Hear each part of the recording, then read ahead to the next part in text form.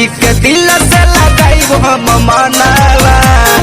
ए हो सुना ना जाई के कलेसिया में धरब दयानवा। यीशु जी के दिल से लगाई हम मनावा। प्रभु जी के सुनते नाम भूत शैतान क्षण में सुना ही कि भैया मिट जाई हो, मिट जाई हो। यीशु जी के चरण में गुण मिलेला, पढ़िला बाइबिल ता सुकून मिलेला।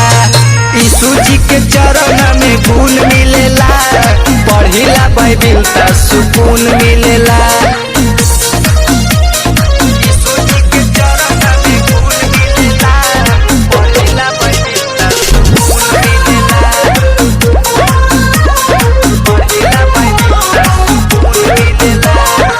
जब से हटैनी सूरज नगरी तब से बिगड़ल काम बने लागल सगरी, तब से बिगड़ल काम बने लागल सगरी। जब से हम गईली सूरज नगरी तब से बिगड़ल काम बने लागल सगरी, बने लागल सगरी। जब से हम पढ़नी बचनवा ये भैया सुना दुख तकलीफ सब दूर हो गईल।